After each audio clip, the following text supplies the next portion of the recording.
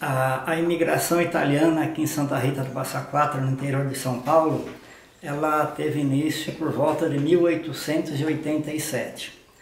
Em 1888, uma grande leva de italianos aqui chegaram para trabalhar na lavoura de café. Eles eram da região de Vêneto, a maior parte, né? E eles vieram como lavrador. Os calabreses, os toscanos já exerciam uma outra profissão, já ficavam na cidade. E os vênetos praticamente ficavam na zona rural. Em 1888 chegou a primeira leva da minha família. Meu bisavô, minha bisavó e mais 6 filhos. No ano seguinte chegou meu nono e mais o outro irmão, formaram a família numerosa que estão aqui até hoje. Em volta de 1990, por aí, me inspirou a criar a história deles. Falar alguma coisa, ou pelo menos deixar registrado algum. E eu consegui um trabalho até enorme. E uma ONG italiana viu este trabalho e patrocinou uma viagem para mim na Itália, com direito ao lançamento deste livro da minha família em italiano. E eu estive lá em 2007, numa festa lá em Treviso, na província de Treviso, e lá eu apresentei meu trabalho, que é este trabalho. E bem pequeno, muito simples, um livretinho. Foi sugerido que se fizesse uma tradução em italiano, e onde eu estive lá lançando esse livro. É questo. Aqui está a tradução em italiano. E de sobra, quando eu fiz essa pesquisa da minha família, eu descobri que Santa Rita do Passa Quatro era uma cidade com forte contingente de italianos, oriundo de Vêneto, vindo de 1888 até 1920, por aí. Aí me inspirou colocar na história de Santa Rita do Passa Quatro a participação dos italianos, que a cidade, a nossa história é dividida em duas partes. Primeiro, de 1860, a colonização dos mineiros aqui na região. E depois de 1888, a participação dos italianos na nossa cultura. Foi uma mudança radical. A linguagem, o modo de falar, a gastronomia mudou um pouco. E esse livro, ele foi lançado em 2010, nos 150 anos da história de Santa Rita. É um livro que só fala dos italianos, e aqui está registrado um volume enorme de italiano que existe em Santa Rita. Como se não bastasse o primeiro volume, eu tive que fazer um segundo, mais numeroso ainda, porque à medida que a gente vai pesquisando, vai aparecendo mais.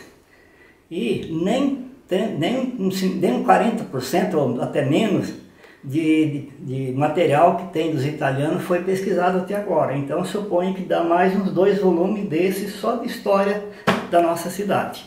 Para se ter uma ideia do volume de italianos que chegaram aqui em Santa Rita, desde 1888 até 1920, nós encontramos em livros, em arquivos, em jornais, mais de 3.500 sobrenomes de italianos que não estão mais em Santa Rita, que passaram por aqui e foram para outros lugares. Hoje é uma média de 300 a 350 famílias de italianos tradicional que está aqui em Santa Rita desde os primórdios da imigração italiana em Santa Rita.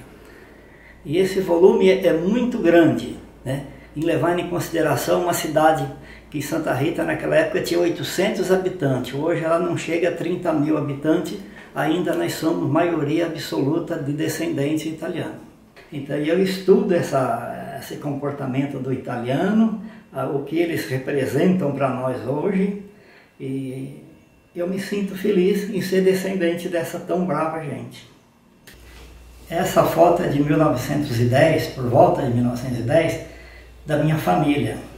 Minha bisavó e meu bisavô e os irmãos deles. Aqui existem outras famílias que passaram por aqui. E esse número de famílias que a gente tem de fotos aqui é insignificante em relação ao tanto que existe de imigrantes em Santa Rita. Em 1892, alguns italianos bem de vida, eles viram a necessidade de que os irmãos, os patrícios dele, passavam também por privações, por necessidade. E eles formaram uma sociedade italiana para ajudar esse contingente de italiano que tinha dificuldade aqui no Brasil. Aqui é um casamento de italianos na matriz de Santa Rita. Essa também é uma outra família, Fantinato. Essa foto ela é de Vicenza, na Itália, quando eles partiram para cá, deixaram uma recordação para os parentes lá. Essa era uma família que vieram com algum capital e eles investiram aqui no Brasil e se tornaram comerciantes prósperos. Ele era um dos mais famosos personagens que Santa Rita teve, era o pipoqueiro. Outra família também, família Sartori, família Maggiore, della Maggiore. Esse também, o senhor Agostinho, um dos mais folclóricos que essa cidade já teve. Em 1887 ou 86, um grupo de 4 grandes fazendeiros aqui construíram com recursos próprios, construíram uma ferrovia que ligava a nossa cidade, que é montanhosa, atravessando um rio bem grande, e até uma estação de trem. Foi aí que atraiu grande número de imigrantes, porque se esses fazendeiros tinham condições de construir uma ferrovia, evidentemente eles tinham muito dinheiro para investir aqui, e foi o que aconteceu, e investiram. E eles desenvolveram um trabalho gigantesco, a colônia italiana, um trabalho gigantesco na cidade, na região, e eu estudo isso com orgulho, e aos poucos vou absorvendo toda a história deles até que ponto dá. Vamos ver como ele chega. E eu agradeço a vocês pela oportunidade de conhecer o meu trabalho. É modesto, mas de coração.